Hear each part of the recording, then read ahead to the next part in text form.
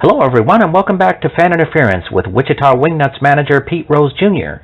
Fan Interference is a weekly program that gives you, the fans, the opportunity to share your feelings and thoughts about baseball, sports in general, or just ask Pete about life events that are going on. In this week's episode, Pete shares with us his thoughts about three of his players being selected to the All-Star team. A fan thanks Pete for helping him turn his life around. And do we need to start a GoFund account to help Pete pay off suspensions? Let's find out on Fan Interference. We're going to welcome back Wichita Wingnuts manager Pete Rose Jr. Pete, let's first of all begin with your team updates for us. Team updates are kind of the same as same old. We signed left-hander Todd Kibbe. He's made 2 starts for us. Kibbe had pitched for me for 3 years with the White Sox and was in Lake Erie and wanted to come pitch for me. So we had a spot to get him here, and he made his way out to Wichita and had 2 really good starts for us. And just glad he's back. Glad he's back on my team, and just a great guy. Goes out and gets after it, but one of my type of guys. But happy to have him on board. On Tuesday, the American Association announced the South All-Star team for the All-Star game that'll be coming up in a couple weeks. Harrison Kane, Brent Cleveland, Frankie Reed named to the squad. Agreement by you? Did you feel anybody got left out? How are you viewing that? I mean, if you're asking me, I thought they were going to take my whole team.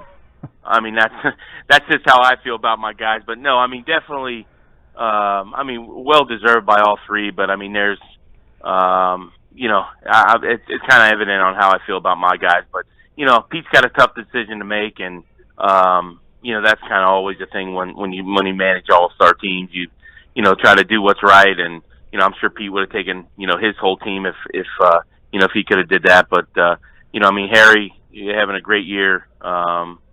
Just unbelievable to watch, unbelievable to manage, unbelievable to be around him.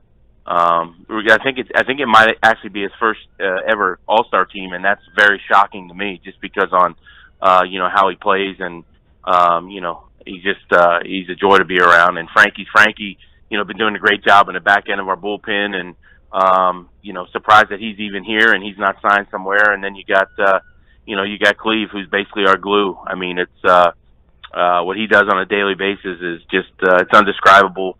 Not only for on-field purposes but off-the-field stuff.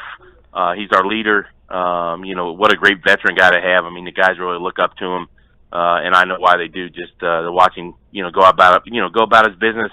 He kind of got off to a slow start, but really he's kicked it in, and since that's a slow start, but definitely three great players that the South's going to get, and they're going to go represent our side of the division well, and very excited for all 3 of them. Before we get into the fan questions this week, there were quite a few people who wrote in not understanding how this ejection worked last Monday, because you had played the first game, kind of a makeup, and so it was a doubleheader, and you had been ejected in the first game, and I think most people came in at 7:05 or 7:10 to see you get ejected before Game 2 even began. So I thought let's kind of have you explain so people understood what had happened here. What had happened was in the first game, I just asked a question on who, they overturned a call, Link covering first base, which was the right call. He did miss the bag, and I just asked a question. I got snapped at, and if I get snapped at after asking a question, I don't really play well with others, and one thing kind of led to another, and I said my piece, and I was ejected from the game, which was fine.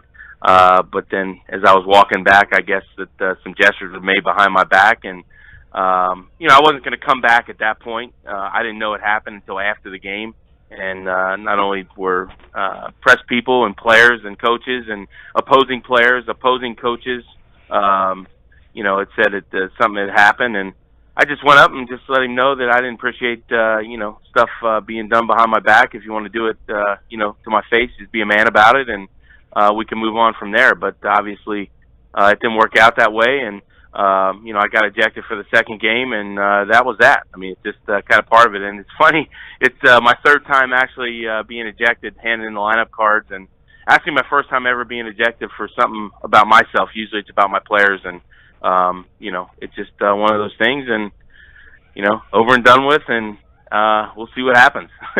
And then, of course, 2 nights later, the next night I got ejected again. So it's just, I'll tell you, Robert, it's just I understand that we're all human. We all make mistakes, and I'm not one of those guys that belly aches about this and that. But if I can't ask a guy a question without being snapped at, and as long as you can just communicate not only with me but with the players, I think everything's going to be fine. I mean, everybody misses calls. Everybody strikes out. Everybody makes errors.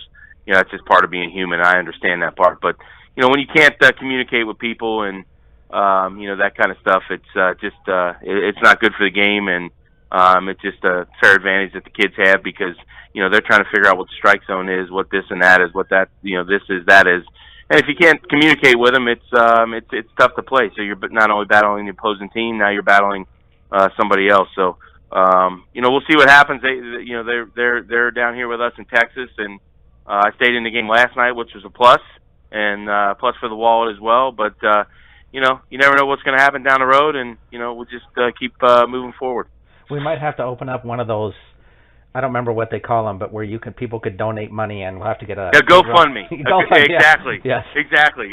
Definitely a GoFundMe, and we'll see what happens. But that's the thing, man. If it's usually got something to do with the players, and that was actually the first time it didn't actually pertain to a player. But I just asked a question. If you asked anybody that was in the dugout, actually the fans that were there in the first game, that's all I did was ask a question. And if you get snapped at, okay, well, I'm probably going to snap back, and obviously I did, and I was probably in the wrong, but guess what? I'll probably be in the wrong 100% of the time if it happens again. So what are you going to do? You just blame me for it. Well, let us head into our fan questions this week. The first one is from Adam from Derby, who'd like to know, as hard as Harrison Kane plays, do you think will be a task to keep him healthy? Not really, because I think if you tell a guy like Harry to not play the way he does, I think he will get hurt. Just kind of cramped up, the other night on a triple against Sioux Falls, and just kind of precautionary, just kind of keeping him out, trying to, get him kind of, loosened up a little bit. But, he plays the way he plays for a reason, and that's just him being him. And I think he's going to be fine. I think just a little minor hamstring strain, so to speak, but Harry goes out and plays reckless abandon, plays aggressive, plays hard every pitch, every game, never takes a pitch off. So I think he's going to be fine. And like I said, I'm just glad that I get to put his name in my lineup and go out and watch him play every night because it's something special to watch. And but I think he's going to be healthy. And if not, I've said it from the start. Our team's so versatile. I mean, TJ's actually filling in, really good for him in center field. And obviously he's not Harry Kane in the outfield, but he's a really good center fielder just because TJ's such a baseball player. I mean, you can put him anywhere, and he'll do just fine. But I think Harry's going to be fine once we get him a little unloosened and getting back out there. Hopefully, maybe this coming weekend. The one thing about him is I don't really kind of look at him as kind of reckless abandon. It's just when you're faster than everybody else and you can reach more things, more stuff's just going to happen, I would assume. Yeah, you're right, but he just I guess for me it puts a smile on my face just because he runs every ball out. He goes after every ball like it's his last ball. If he's got to get the extra base, he gets the extra base just because he never stops. He never hesitates. So you're right in a sense, and but I just think it's just the way he plays. He just enjoys playing so much. He enjoys playing for his teammates.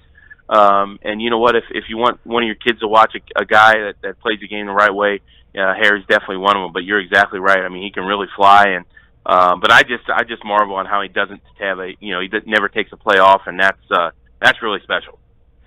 Jerry from Augusta would like to know: does your team now feel like they can beat anyone, any place, anytime?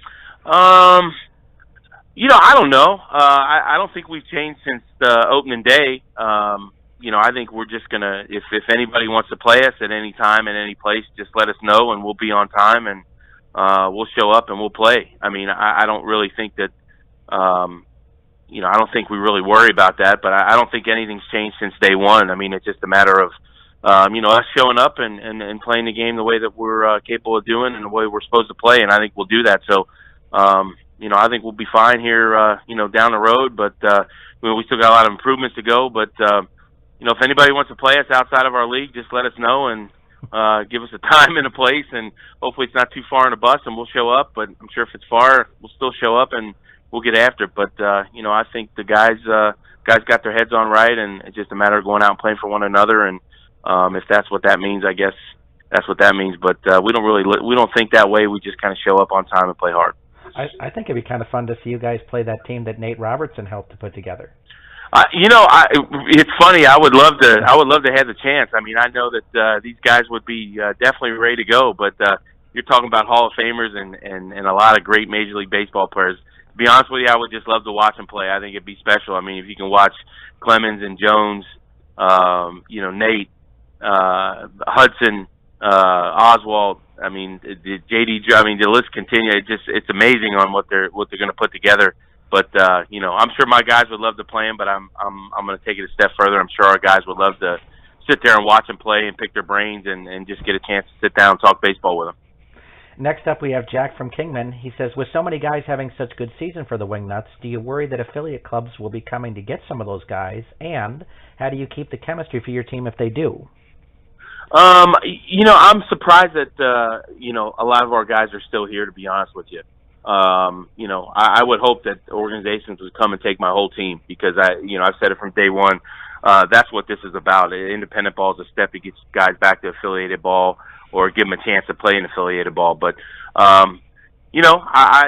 just think that we just plug guys in where, guys, if they leave, if they get taken or whatever, I think we got a versatile team that we can do that. But if not, we just got to go out and find baseball players to bring them in and plug them in the lineup. And I just think with our chemistry in the locker room, it wouldn't matter who would come in. I think it would everybody would fit right in just because how we are in the clubhouse and how we are as one. But I'm definitely really surprised that there's not a lot of our guys that have been taken. And like I said, I wish they would come and take them all. I mean, it might hurt us.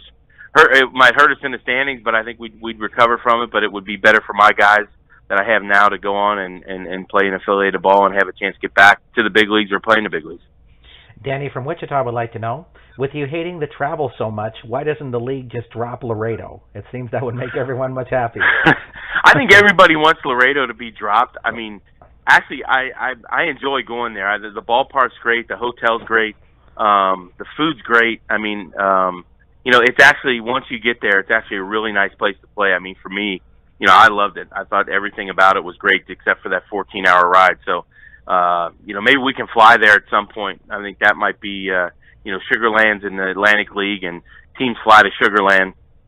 Maybe they can start flying teams to Laredo and just have an off day, maybe go there for 5 games and, go from there. But, I think, I wouldn't like them seeing it be dropped from the league just because the ballpark's so nice and the hotel's so nice. But the travel's bad, but like I said, I enjoy going down there. I mean, it just stinks that you got to get on a bus for 14 hours to go down and enjoy it. But, hopefully they stay in the league and hopefully maybe we can fly there or, mix it up somehow, some way. I think as long as they give you an off day going and an off day coming, I don't think it'll be as bad as, just going down there and playing for 3 and coming right back and playing the next night at home. I think that's a little unfair. Especially when you had 3 up north, 3 in Wichita, 3 down there, and then back to Wichita. I think we're the only. I think us in Texas may go there 3 times. I know we go there 3 times, and it's just for 3 games or 4 games, and then back home. So, but the good part about this trip is I only got to make a 14-hour trip once because I get to fly home from Laredo on the All-Star break. So I'm looking forward to going to Laredo on this trip. Nice. Steve from Carlton would like to know, do you think that guy getting 6 years for hacking into the Astros computer puts a blemish on the Cardinals' reputation? I don't think so. I mean, you can get it. It's kind of the cyber stuff for me. You can get all the information you want, but the guy still got to go out there and play the game. And what the Cardinals have done on the field is just they're baseball players. I mean, they go out and they play the game the right way. They get guys over. They get guys in. It's just a baseball team, and I don't think it's got nothing to do with the stuff that they do on the field. I really haven't read much about the whole thing, and I'm not an information guy. I mean, if you ask anybody, I once I get to the ballpark, I take the stat pack and throw it right in the garbage because I don't really care about all that kind of stuff as long as we go out and play hard and give ourselves a chance to win. That's really all that matters. But I think the stuff they do on the field has nothing to do with what happened there, and you got to tip your hat to an organization like the Cardinals. I mean, they continue to win and they continue to get better. Alan from Pittsburgh would like to know, do you think that Clayton Kershaw's injury sinks the Dodgers? I don't know if it sinks the Dodgers, but I know it will definitely hurt them just because if you got a guy like Clayton every fifth day, I mean, it's either you got a pretty good chance to win. So the quicker they can get him back, I think the better off they're going to be. But, they still got a lot of talent out there. And, from being with the White Sox, I know they have a lot of young pitchers in their system that could probably, should be on the verge of being called to the big leagues, if not in the big leagues. I think they'll be okay, but I think they need to get him back as quick as they can. And if they want to make any kind of run in October, I think he needs to be a big part of it. Next up, we have a couple of questions from Rick from Wichita. The first one is, do you see Tiger Woods ever being good again?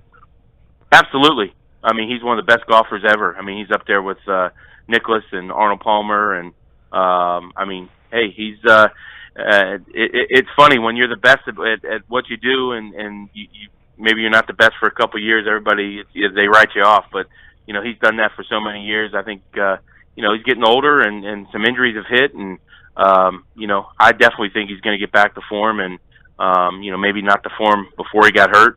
But I definitely think he definitely has a chance to. I mean, he's a great draw, and I know if he was playing somewhere, I would love to go and watch him golf just from his from his past, but not knowing what's going to happen for a future. But he works hard. I mean, he's dedicated. He loves to play golf, so I see no reason why he's not going to be back on top here one day soon. At least I hope he is.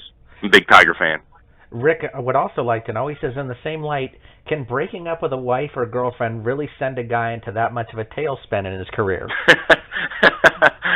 I guess it can. I mean, I don't know. Yeah, I'm sure it can. I mean, it's love makes you do a lot of crazy things. I mean, it's amazing. There's a lot of people who do a lot of stuff and a lot of crazy stuff, but I'm knock on wood, I've never had to experience that. So but I'm sure it can. I mean, it's a big deal, and let's not blame it on him. I'm going to blame it on the injuries more so than that. But I think definitely they can have that kind of effect on you. Jamie from Wellington asked, if you could have been a professional player in any other sport, what would it have been? Football. That's no two ways around it. I played football up until my sophomore year. Definitely would be if I love football, obviously. I love watching football. I love watching my son play football.